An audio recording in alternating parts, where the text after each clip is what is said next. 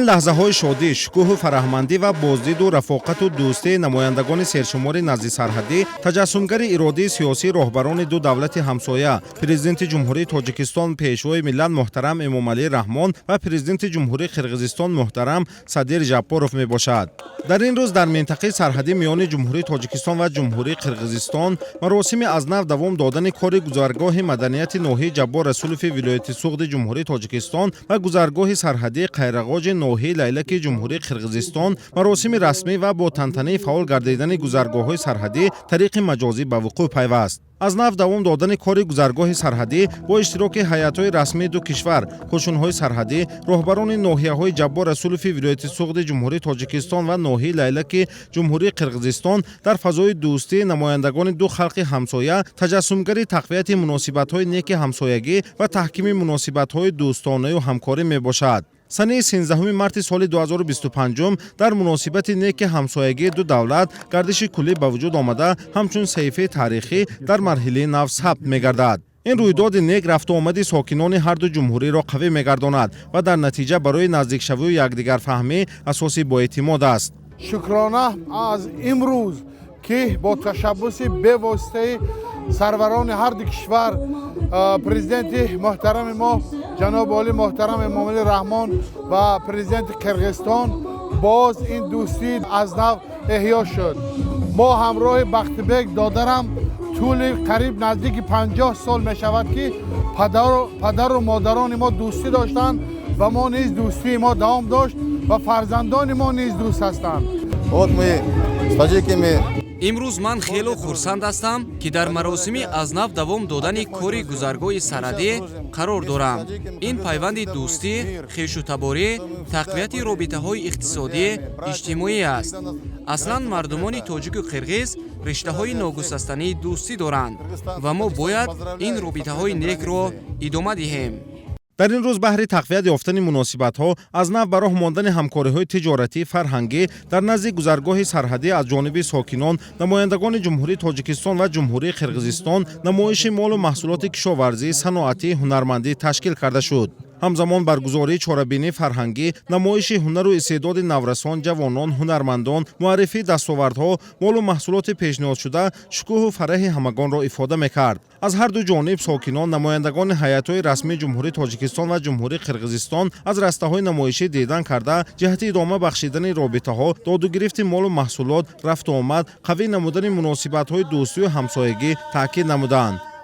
мо тоҷикони муқими деҳи Андарақ дар сарзамини Қирғизистон вуҷуд аст. зиёда аз 8000 аҳолии тоҷик таборон зиндагӣ мекунанд дар он ҷо.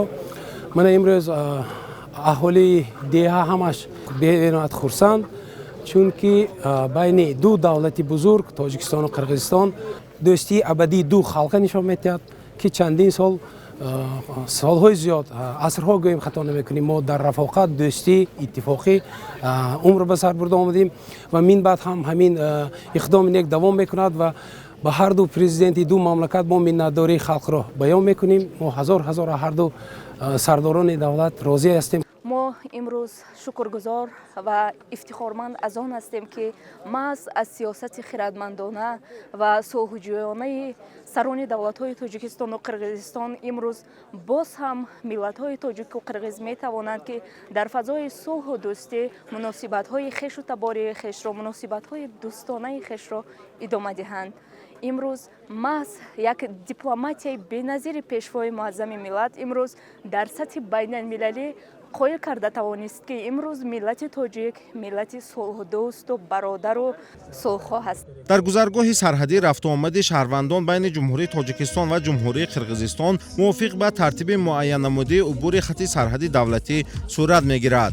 дар минбаъда ташкили намоишгоҳу форумҳои тиҷоратию соҳибкории ҳарду давлат, ҳамкориҳои ширкату корхонаҳо оид ба истеҳсолу фурӯш ва роҳ мондани ҳамкориҳои мутақобилан судманд дар табодули молу маҳсулот, зиёд гардидани сармоягузориҳо, таъсиси корхонаҳои муштарак, рушди сайёҳӣ ва дар маҷмӯъ таҳкими муносибатҳои иқтисодию тиҷоратӣ ба манфиати ҳарду давлат ва халқи онҳо мебошад. таври сокинони ҷумҳурии қирғизистон ва ҷумҳурии тоҷикистон иброз медоранд ба ҳам омаданҳо муносибатҳои нек, дӯстию рафоқати ҳамсоягӣ асоси пойдории сулҳу оромиш, додугирифти молу маҳсулот, тақвият ёфтани ҳамкориҳои иқтисодӣ, тиҷоратӣ, илму фарҳанг, варзиш ва рушду тараққиёти минбаъдии ду кишвари ҳамсоя замини қавӣ мегузорад ва минбаъда пойдории робитаҳои нек аз эҳтирому боварии ҳамдигарфаҳмӣ, дӯстию рақобати халқи ду кишвар вобаста аст. ضمن اظهار نظر ساکنان هر دو کشور از نو دوام دادن کار گذرگاه‌های سرحدی را مرحله تاریخی و زمینه با اعتماد مناسبت‌های نیک همسایگی دو دولت جمهوری تاجیکستان و جمهوری قرقیزستان ارزیابی کرده تاکید داشتند که توسعه یافتن همکاری‌های اقتصادی و تجارتی، علمی و فرهنگی، سیاحی در دیگر سمت و ساحه‌ها مناسبت همکاری‌ها من بعد گسترش می‌یابد. гузаргоҳи сарҳадии маданият ва қайрихоҷ кори худро аз нав оғоз намуд. Аз чеҳраҳои сокинони ҷумҳурии Қирғизистон ва ҷумҳурии Тоҷикистон маълум аст, ки онҳо ба ҳамдигар меҳри беандоза доранд, дар ҷустуҷӯи дӯстӣ ҳастанд ва мехоҳанд ҳамсоядории некро байни ҳамдигар идома диҳанд. Мана имрӯз ман чандин хешу пайвандонро дидам ва бениҳоят шод шудам. Ташаккур мегӯям ба роҳбарони кишварҳои Тоҷикистон ва Қирғизистон. امروز همزمان چاره‌بینی فرهنگی با اشتراک صنعتکاران جمهوری تاجیکستان و جمهوری قرقیزستان صورت گرفت و اهل فرهنگ و هنر کشورها سرود و ترانه‌های دوستی و برادری را تجسم نمودند.